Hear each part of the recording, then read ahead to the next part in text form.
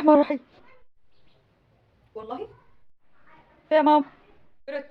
انا مخلفه حته برد. تفضلي انت كده نايمه لي كل يوم لحد المغرب ومفيش يوم تقولي اساعد امي اللي طالعه في البيت دي لوحدها. نايمة شوية يا ماما، تعبانة يا ماما.